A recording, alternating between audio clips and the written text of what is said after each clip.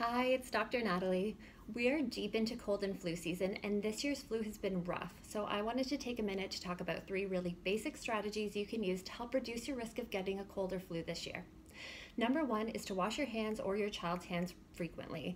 I know we talk about this a lot, but it's really important. Anytime we're out in the world touching things like keyboards, grocery store cards, weights at the gym, we're exposing ourselves to germs on those surfaces and we carry them with us. So, research from the University of Colorado at Boulder estimates that at any given time, our unwashed hands are carrying 3,200 different bacteria from 150 different species.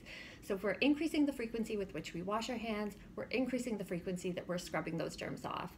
I would recommend washing your hands for at least 20 seconds with hot soapy water, getting underneath the fingernails, getting all sides of the hands in between the fingers. You want to do a really good job here. I would avoid the use of those antibacterial gels. They typically contain a chemical called triclosan in it, and that's been linked with hormone disruption. Number two is to drink lots of fluids. Your goal should be to drink half your body weight in ounces of water every single day. Now, being optimally hydrated has many different advantages, but there's one in particular that I'll talk about with respect to your immune system. So if we're carrying pathogens on our hands and we rub our nose or we touch our mouth, we're opening the door to those bacteria. Doesn't necessarily mean we'll get sick because our body has really great mechanisms to help combat those infections.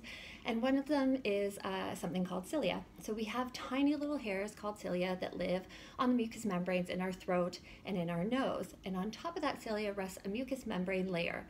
That mucus or that gel will trap pathogens. So it traps viruses and it traps bacteria, and the cilia move to transport those things out of our system.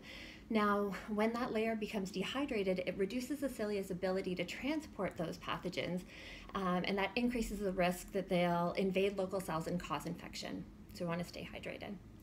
Number three is to consume a diet with a wide variety of fruits and vegetables. Your body literally operates and regenerates based on what you put into your mouth every single day. We literally are what we eat. So it's really important that we reduce our consumption of processed foods and increase our consumption of a variety of whole, fresh foods, and that will ensure an optimally functioning immune system. Studies show that people who are micronutrient deficient or malnourished are prone to more infections. So you really want to be having a healthy diet. So to recap, number one, wash your hands and your child's hands frequently. Two, drink a lot of water, at least half your body weight in ounces every single day. And number three, eat a healthy, whole foods diet with a variety of fruits and vegetables.